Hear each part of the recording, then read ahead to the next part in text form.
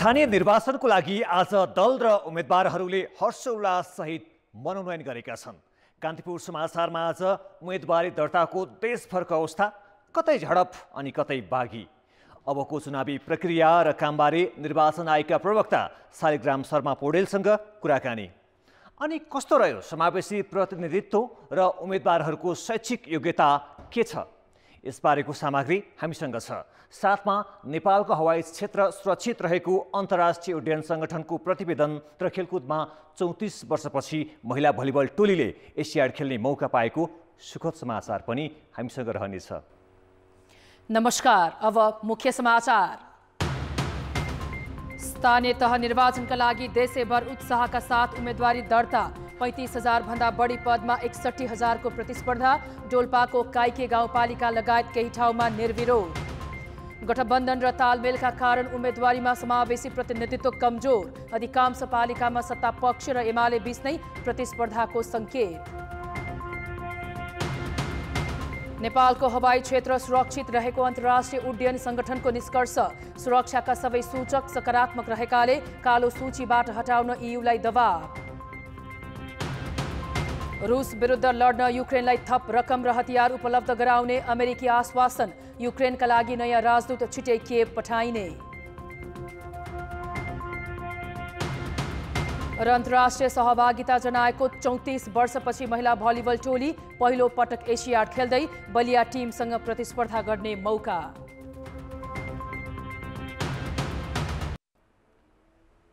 वैशाख 30 गते हुने स्थानीय तहको निर्वाचनका लागि आज देशैभरका अधिकांश स्थानीय तहमा उम्मेदवारी दर्ता भएको छ। मुख्य दलका नेता कार्यकर्ताहरू उम्मेदवारसहित तामझामका साथ मनोनयन दर्ता गर्न पुगेका छन्। साना दल र स्वतन्त्र उम्मेदवारको उत्साह पनि उत्तिकै देखिएको छ।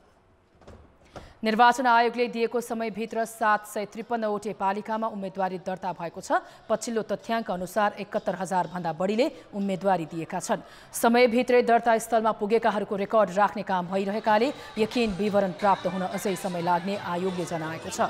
35,221 पदका लागि वैशाख 30 गते निर्वाचन हुँदैछ। उम्मेदवारी दर्ताका लागि हिजो र आज बिहान 10 बजेदेखि साँझ 5 बजेसम्मको समय तोकिएको थियो। मुख्य दलमध्ये सत्ता गठबन्धनका नेपाली काङ्ग्रेस, माओवादी केन्द्र, जसपा, एकीकृत समाजवादी र राष्ट्रिय जनमोर्चाले तालमेल गरेका छन्। महानगर र उपमहानगरमा तालमेलमै मनोनयन गरेका छन् भने नगर र गाउँपालिकामा धेरै स्थानमा आआफ्नै प्रतिस्पर्धा गरेका छन्।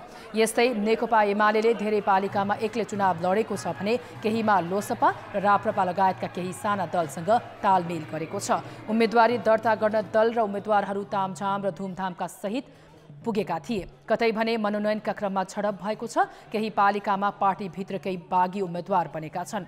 साना दलले पनि धेरै पालिकामा उम्मेदवारी दिँदा कतिपय प्रभावशाली मानिएका व्यक्तिहरू स्वतन्त्र रूपमै मैदानमा उत्रिएका छन्। यसैबीच डोल्पाको काइके गाउँपालिकामा एकीकृत समाजवादीका तर्फबाट अध्यक्षमा अङ्गद कुमार राणा निर्विरोध निर्वाचित भएका छन्। निर्वाचन कार्यालय प्रमुख श्याम राईका अनुसार अन्य दलको उम्मेदवारी नै नपरेकाले समाजवादीका राणा र काङ्ग्रेसका तर्फबाट उपप्रमुख निमा बुढासहित 7 वटै ओडाका अध्यक्ष निर्विरोध भएका हुन्। उम्मेदवारी परेका पालिकाहरूमा भोलि वैशाख 13 गते विरोधमा उजुरी दिने, वैशाख 14 र 15 गते मनोनयन पत्र जाँच गर्ने तथा उजुरीमाथि जाँचबुझ गरी निर्णय गर्ने कार्यतालिका छ। वैशाख 15 गते नामावली प्रकाशन, 16 गते नाम फिर्ता र उम्मेदवारको अन्तिम नामावली प्रकाशन तथा 17 गते निर्वाचन चिन्ह प्रदान गरिने आयोगले जनाएको छ। यो पटकको स्थानीय तह निर्वाचनमा 1,77,723 मतदाता सहभागी हुँदैछन्। निर्वाचन आयोगले वैशाख 30 गते हुने स्थानीय तह निर्वाचनको उम्मेदवारी दर्ताको काम पूरा भएको जनाएको छ। स्थानीय तह निर्वाचनमा आज 753 वटै पालिकामा उम्मेदवारको मनोनयन भइरहेको छ। उम्मेदवारी दर्ता कस्तो रह्यो र अबको काम कसरी अघि बढ्नेछ भनेर थप कुराकानीको लागि निर्वाचन आयोगका प्रवक्ता शालिग्राम शर्मा पौडेल हाम्रो सम्पर्कमा छन्। शालिग्रामजी, यहाँलाई कान्तिपुर समाचारमा स्वागत छ। धन्यवाद, नमस्कार। स्थानीय तह निर्वाचनको लागि आज उम्मेदवार मनोनयनको अन्तिम दिन देशभरबाट उम्मेदवारी दर्ताको अवस्था के छ? उम्मेदवारी दर्ता हिजो र आज आयोगले निर्धारण गरेको निर्वाचन कार्यक्रम बमोजिम उत्साहजनक रूपमा उम्मेदवारी भएको हामीलाई सूचना प्राप्त भएको छ। देशभर छिटफुट ठाउँमा घटना बाहेक शान्तिपूर्ण रूपमा उम्मेदवारी मनोनयन भएको सूचनाहरू प्राप्त भएको छ र अहिलेसम्म हामीलाई प्राप्त सूचना अनुसार करिब 74,000 उम्मेदवारीको दर्ता प्रोसेसिङ इन्ट्री टुङ्गिएको अवस्था छ। यो 74,000 उम्मेदवारहरूले उम्मेदवारी दर्ता गरेको अहिलेसम्म पछिल्लो डाटा तथ्याङ्क तपाईँहरूसम्म आएको छ। यो सङ्ख्या अपेक्षित थियो? होइन, यो अपेक्षित नै हो र अझै हाम्रो कतिपय निर्वाचन अधिकृतको कार्यालयमा प्राप्त उम्मेदवारी मनोनयनका फारमहरू अझै पनि त्यसलाई चाहिँ प्रोसेसिङ गर्ने, तिनीहरूलाई रुजु गर्ने, तिनीहरूलाई हाम्रो सिस्टममा इन्ट्री गर्ने कार्य जारी छ र यो उम्मेदवारी सङ्ख्या अझै अबेर रातिसम्म अझै बढ्ने हामीले आकलन गरेका छौँ। यो समावेशिताको दृष्टिकोणबाट हेर्दा झन्डै 74,000 उम्मेदवारहरूले उम्मेदवारी दर्ता गर्दाखेरि कतिको समावेशी रह्यो? दलहरूले समावेशितालाई कतिको ध्यान दिएको पाउनुभयो? अब अहिले त्यो ढङ्गको सबै डाटाहरू विश्लेषण भएर प्राप्त भइसकेको अवस्था त छैन, तर महिलाहरू पनि उत्साहजनक रूपमा महिला तथा अन्य समावेशी समूहहरूको पनि उम्मेदवारी परेको हामीलाई डाटा प्राप्त भएको छ। अहिले हामीलाई अध्यक्ष, उपाध्यक्ष, प्रमुख, उपप्रमुख अनि वडा अध्यक्ष, महिला सदस्य, दलित महिला सदस्य र अन्य सदस्यहरूमा के कति पर्यो यो 74,000 भन्नेको ब्रेकडाउन प्राप्त भएको छ। तर अब यो जुन डाटामा महिला, दलित अथवा चाहिँ अपाङ्गता भएका भन्ने डाटाहरू अझै हामीलाई प्राप्त हुन बाँकी छ। सालिग्रामजी, देशैभर एकैपटक चुनाव हुँदैछ। उम्मेदवारी दर्तादेखि समग्र व्यवस्थापन र सुरक्षाको प्रबन्ध मिलाउन कतिको गाह्रो साह्रो पर्यो? अहिलेसम्म त्यस्तो अनुभूति गरिएको छैन। हो, यहाँले भने जस्तै विगतमा स्थानीय तहको निर्वाचन 2 चरणमा 3 चरणमा हुने गरेको थियो। त्यसले गर्दा व्यवस्थापकीय कार्य, आयोगको व्यवस्थापकीय कार्य र सुरक्षाको दृष्टिले पनि सहज थियो।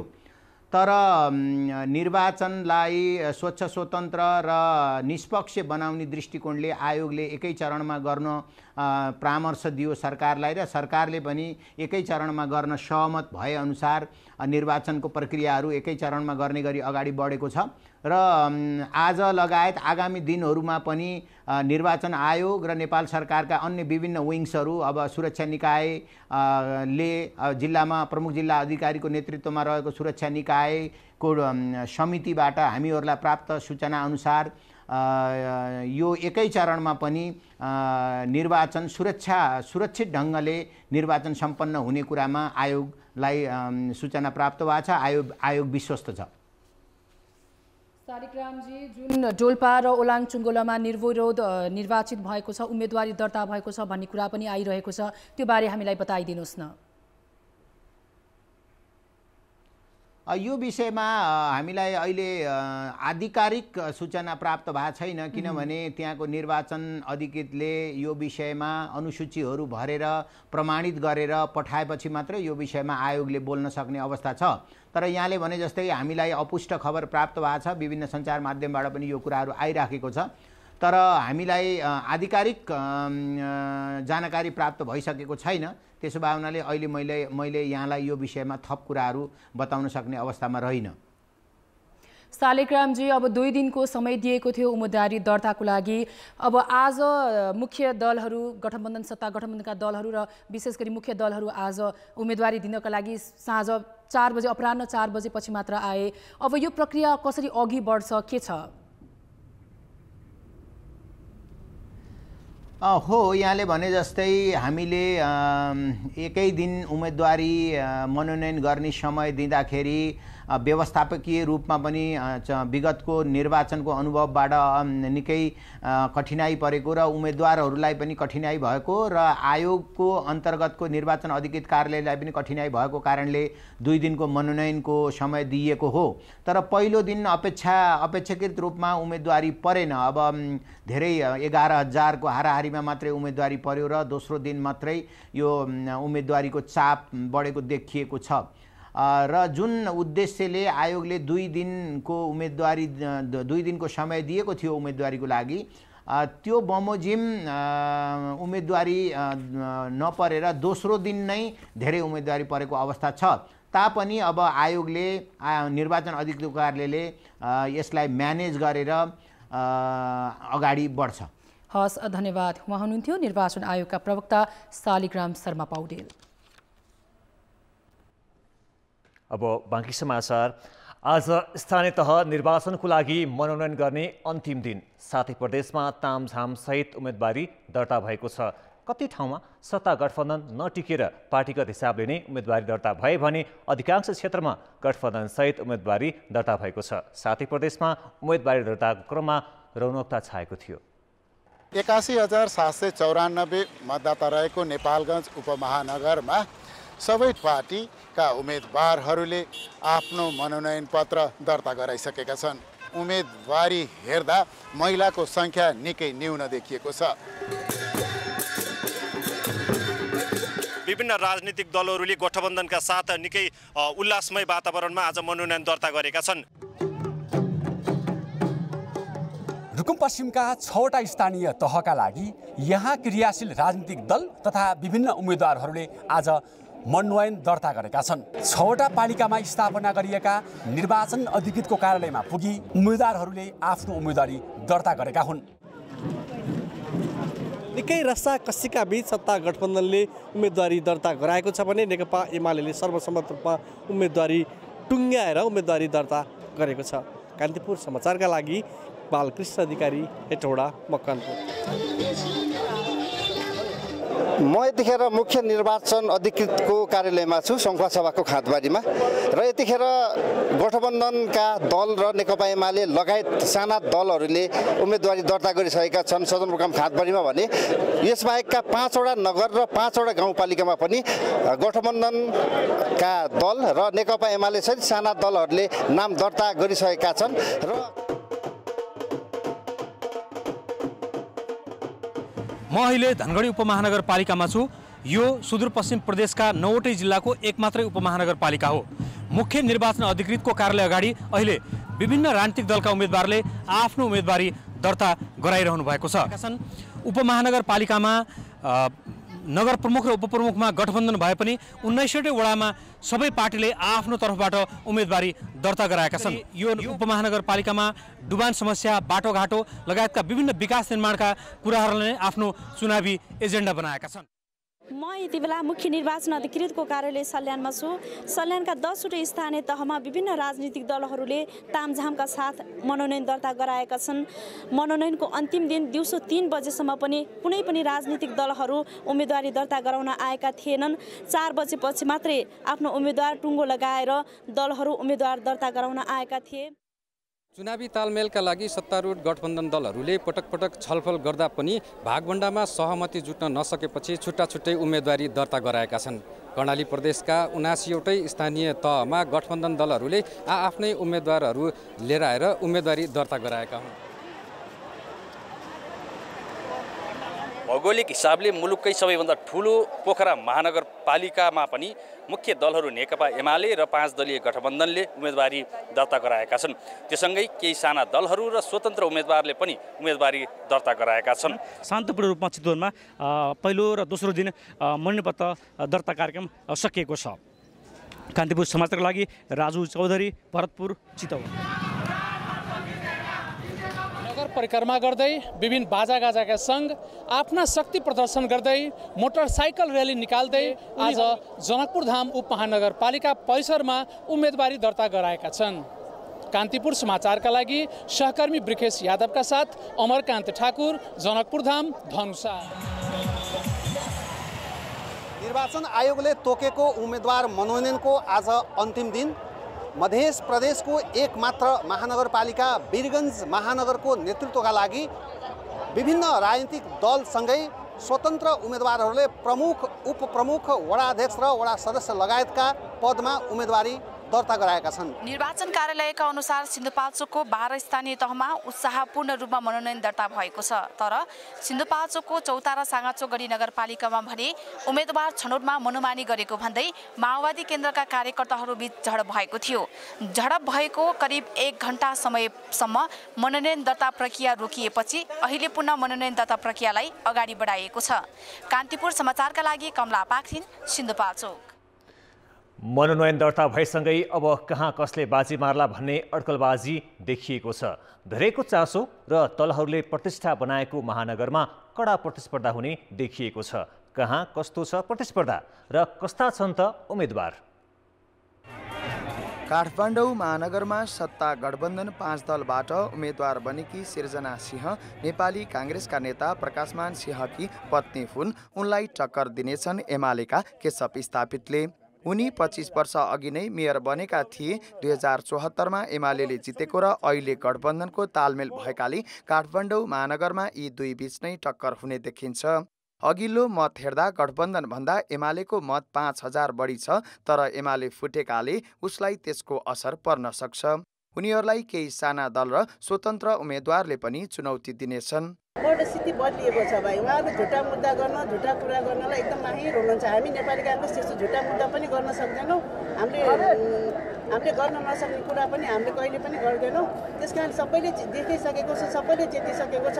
अहिले काठमाडौँ नै हेर्नुहोस्, अब कति ठुल्ठुलो नाराहरू उहाँहरूले गर्नुभयो, तर के पुरा भयो त त्यो नारा? तपाईँहरूले सबैलाई यो खुल्ला किताब जस्तै सबै देख्नु भएको छ। अब केही हजार भोट चाहिँ एकीकृत समाजवादीतिर गयो भने त्यो 55,000 होला, 58,000 होला। 54 सालमै 84,000 भोट ल्याएको मान्छे के तुलना भयो, प्रतिस्पर्धा भयो। त्यसैले यो सक्यो, गेम इज ओभर। अरू महानगरमा पनि चुनावी टक्कर सत्ता गठबन्धन र एमाले बीच नै हुने देखिन्छ। ललितपुरमा गठबन्धनबाट उम्मेदवार बनेका काङ्ग्रेसका चिरीबाबु महर्जन यस अघिकै मेयर हुन्। उनका मुख्य प्रतिस्पर्धी एमालेका हरिकृष्ण व्यञ्जनकार हुन्। अघिल्लो निर्वाचनमा व्यञ्जनकार उनै महर्जनसँग झिनो मतान्तरले पराजित भएका थिए। कतिपय काम कुराहरू चाहिँ अहिले आधा कम्प्लिट भएको, कुनै 2/3 कम्प्लिट भएको, कुनै चाहिँ भर्खर मात्र सुरु गरेको र मेरो चाहिँ प्रोजेक्ट ब्याङ्कमा थुप्रै प्रोजेक्टहरू चाहिँ अहिले आउटस्ट्यान्डिङ रहिरहेको हुनाले त्यो सबैलाई सम्पादन गर्नको निमित्त यो कार्यकालले चाहिँ नपुग्दो रहेछ। यो ललितपुर त सांस्कृतिक नगरी भइहाल्यो होइन, त्यति सानो भयो, त्यसलाई समृद्ध बनाउने। समृद्ध भन्नाले धेरै कुरा आउँछ नि, तपाईँले थाहा छ नि। यो हामीसँग घोषणापत्र छ, घोषणापत्र हामी तुरन्तै भोलि नै फ्ल्यास गर्दैछौँ, त्यसमा आउँछ सबै कुराहरू। चितवनको भरतपुरमा गठबन्धन दलले माओवादी केन्द्रकी रेणु दाहाललाई फेरि उठाएका छन्। त्यहाँ एमालेले विजय सुवेदीलाई प्रदेशसभा सदस्यबाट राजीनामा गराएर उम्मेद्वार बनाएको हो। भरतपुरमा रापरपा र एमाले बीच तालमेल पनि छ। सत्ता गठबन्धनबाट एकीकृत समाजवादीका धनराज आचार्य पोखरा महानगरमा उड्दा एमालेले कृष्ण थापालाई प्रत्याशी बनाएको छ। आचार्य समाजवादीका कास्की जिल्ला अध्यक्ष हुन् भने थापा प्रदेश सांसद छोडेर मौका पाएका हुन्। त्यस हिसाबले पोखराको प्रतिस्पर्धा पनि उत्तिकै रोचक छ। विराटनगरमा गठबन्धनबाट काङ्ग्रेसले जिल्ला उपसभापति नागेश कोइरालालाई मैदानमा उतार्दा एमालेले सागर थापालाई मेयरको प्रत्याशी बनाएको छ। काङ्ग्रेसको बलियो पकड मानिएको विराटनगर महानगरमा पनि मुख्य प्रतिस्पर्धा यी दुई पक्षकै हुनेछ। वीरगञ्जमा भने गठबन्धनबाट जनता समाजवादी पार्टीले राजेशमान सिंहलाई मेयरको उम्मेद्वार बनाएको छ। त्यहाँ एमालेले नवप्रवेशी विजय सरावगीलाई टिकट दिएको हो। सरावगीले जसपाबाट अघिल्लो चुनाव जितेका थिए, तर अहिले एमालेबाट उठे। वीरगञ्जमा एमालेले लोसपासँग तालमेल गरेको छ। सिंह पनि त्यो बेलाकै प्रतिस्पर्धी हुन्, फरक त केवल पार्टी मात्रै। नेपालगञ्ज, बुटबल, धनगढी, धरान लगायतका उपमहानगरमा पनि गठबन्धन र एमालेकै हेभीवेट नेताहरू नै मैदानमा उत्रिएका छन्। 2074को चुनावमा सत्ता गठबन्धनमा आबद्ध दलले पाएको मत जोड्ने हो भने सबै उपमहानगरमा एमाले भन्दा सत्ता गठबन्धनको मतभार बढी देखिन्छ। तर कतिपय पालिकामा गठबन्धन दलबीच तालमेलमा कुरा नमिल्दा निर्वाचन परिणामको ठ्याक्कै आकलन गर्न सजिलो छैन। त्यसमाथि केही साना दल र स्वतन्त्र उम्मेद्वार लोकप्रिय देखिएका छन्। त्यसैले यसपटक स्थानीय चुनाव थप रोचक हुने देखिन्छ। कान्तिपुर समाचारका लागि बाबुराम तिमिलसिना, काठमाडौँ। स्थानीय तह निर्वाचनको उम्मेदवारीमै समावेशी सहभागिता कमजोर देखिएको छ। महिला, जनजाति, अल्पसंख्यक र दलित समुदायबाट निर्णायक पदमा दलहरूले अति थोरै उम्मेद्वार उठाएका छन्।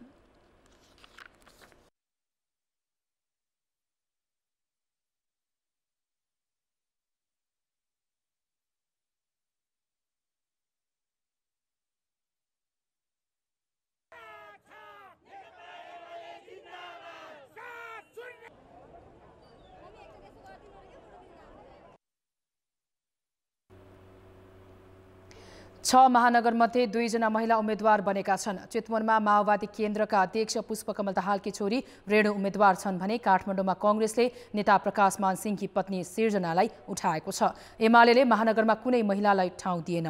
एमाले, कांग्रेस, माओवादी केन्द्र, एकीकृत समाजवादी, जसपा लगायत मुख्य दलहरू कसैले पनि दलित समुदायलाई महानगरको मेयरमा पत्याएनन्। महानगरको उपप्रमुखमा 6 जना महिला उम्मेद्वार बनाएका छन्। महानगरका मेयरमध्ये 2 जना मधेसी समुदायका, 4 जना जनजाति हुन्। साना र स्वतन्त्रबाट महानगरमा भने महिला दलित जनजातिले मेयरमा मनोनयन गरेका छैनन्। 11 उपमहानगरमध्ये 5 ठाउँमा मात्रै महिलाले प्रमुखमा ठाउँ पाए। उपप्रमुखमा 14 जना महिला उम्मेद्वार बनेका छन्। धनगढीमा दलित समुदायबाट अहिलेकै प्रमुख नृप बर्डलाई कांग्रेसले दोहोर्याएको छ। अरू कुनै उपमहानगरमा दलितले मुख्य दलमा उम्मेद्वार बन्न पाएनन्।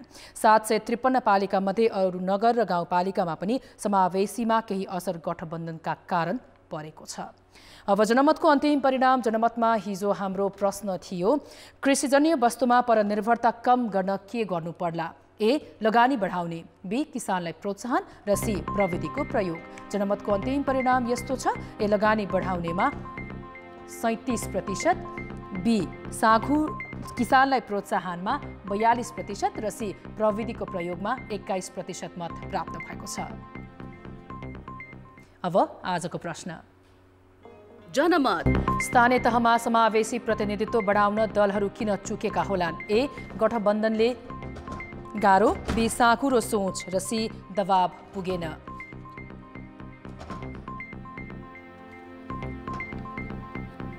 जनमतको अन्तिम परिणाम भोलि बेलुकी 8 बजेको कान्तिपुर समाचारमा प्रसारण गर्नेछौँ। सबैतिर उम्मेदवारी दर्ताको चहल पहल भइरहँदा केही तहमा भने झडप भएको छ। माओवादी कार्यकर्ता बीचको झडपका कारण सिन्धुपाल्चोकको चौतारा सागाचोक गढीमा दिनभर मनोनयन प्रक्रिया अवरुद्ध भयो। निर्वाचन अधिकृतको कार्यालयमै झडप भएको हो। चौतारा सागाचोक गढी वडा नम्बर 1 र 14 को वडा अध्यक्ष एकीकृत समाजवादीलाई दिएपछि आक्रोशित माओवादी कार्यकर्ताले मुख्य निर्वाचन अधिकृतको कार्यालय नै तोडफोड गरेका हुन्। माओवादी केन्द्रका दुई पक्ष बीचको झडपले उग्र रूप लिएर कार्यालय नै तोडफोड भएपछि सुरक्षाका लागि सुरक्षाकर्मी परिचालन गरिएको थियो।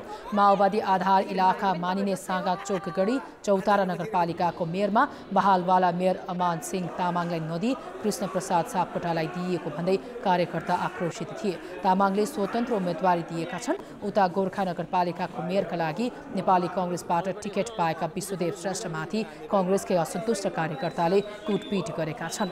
कांग्रेस कार्यकर्ताले पार्टी कार्यालयमा तालाबन्दी समेत गरेका छन्। गोर्खा नगरपालिकाको उम्मेदवारी दर्ता पनि ढिलाइ भइरहेको थियो।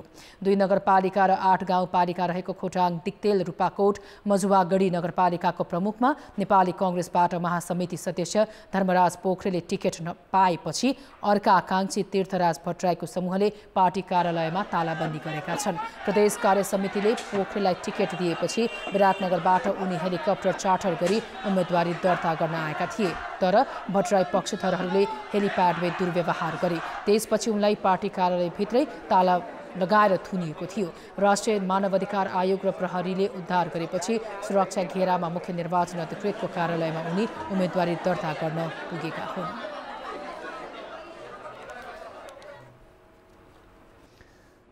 राजनैतिक सचेतना बढेसँगै नागरिकले उम्मेदवारको शैक्षिक योग्यताको पनि सोधी खोजी गर्न थालेका छन्। हामीले स्थानीय तहको चुनावमा प्रमुख दलबाट महानगरपालिकाको प्रमुखमा उम्मेदवारी दिएकाहरूको शैक्षिक योग्यता खोजी गरेका छौँ। 6वटा महानगरपालिकाको प्रमुखमा उम्मेदवारहरू एसएलसी पुरा नगरेकादेखि स्नाकोत्तरसम्मको अध्ययन गरेकाहरू पाइएका छन्। सङ्घीय राजधानी काठमाडौँ महानगरपालिकामा सत्ता गठबन्धन दलका तर्फबाट मेयरमा उम्मेदवारी दिएकी नेपाली काङ्ग्रेसकी सृजना सिंहले व्यवस्थापनमा स्नातकोत्तर गरेकी छन्। नेकपा एमालेबाट उम्मेदवार भएका केशव स्थापितले भने मानविकीमा स्नातक गरेका छन्। राप्रपाका उम्मेदवार मदनदास श्रेष्ठले आइएसम्मको शिक्षा लिएका छन्। विवेकशील साझा पार्टीबाट प्रमुख पदमा उम्मेदवारी दिएका समीक्षा बास्कोटा कानुनमा स्नातकोत्तर हुन्।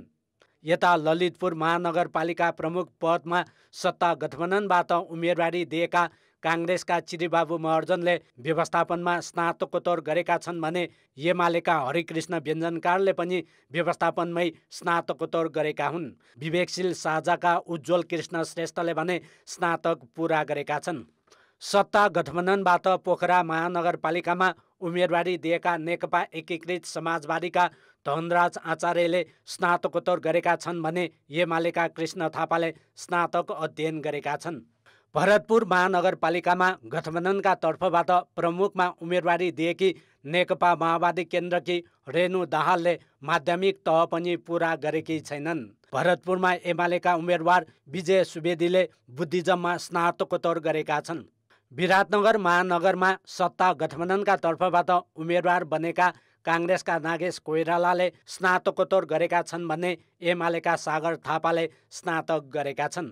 यता वीरगञ्ज महानगरमा सत्ता गठबन्धनबाट उम्मेदवार बनेका जनता समाजवादी पार्टीका राजेशमान सिंहले आइए पास गरेका छन् भने एमालेका विजय सरावगी चार्टर्ड एकाउन्टेन्ट हुन्। कान्तिपुर समाचारका लागि जिल्ला सहकर्मीहरूका साथ नारायण किलम्बु, काठमाडौँ।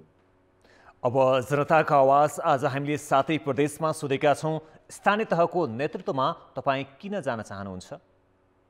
जनताको आवाज उद्यमशीलता विकास र कृषि पर्यटनलाई महत्त्वपूर्ण रूपमा अगाडि बढाउने प्रण गरेको छ। समृद्ध र सुखी नेपाली बन्नको लागि नगरवासीको प्रगति र समृद्धिको लागि जनता ढाटिएका छन्, ठगेका छन् ठुला ठुला दलहरूले र त्यसरी नठगियो। अपाङ्गहरूको, असहायहरूको, गरिबीहरूको, बेरोजगारीहरूको कुनै चाहिँ त्यो हकरहितको लागि बोल्नको लागि गर्न सक्ने सेवा सहयोग सेवा सुविधा भएर आउने भने हामीले देखाउँला जनतालाई। सम्पूर्णहरू व्यथित छन्, त्यसैले हामी नेतृत्वमा जान चाहे। ग्रिन जनकपुर चाहिँ बनाउन अभियान चाहिँ सुरु गरेको छु, जो बाँकी छ त्यो पुरा गर्नको लागि पहिलाकाले भन्दा बढी मिसाइलले काम गर्न समाजवादको एउटा जग, एउटा भ्रूण नगरपालिकामा स्थापित गर्नका निम्ति जति आक्रमण भइरहेछ, अत्याचार भइरहेछ, सबैको रोक्नको लागि स्थानीय तहको शिक्षालाई गुणात्मक शिक्षा र वैज्ञानिक शिक्षा, महिला अधिकारलाई अगाडि बढाउने, शिक्षा भयो, स्वास्थ्य भयो, कृषि भयो, यही आवश्यकताहरूलाई पुरा गर्न महिला दिदी बहिनीहरू सबै पिछाडिएको भएकोले गरेर म अगाडि बढाउनको लागि महानगरपालिकाको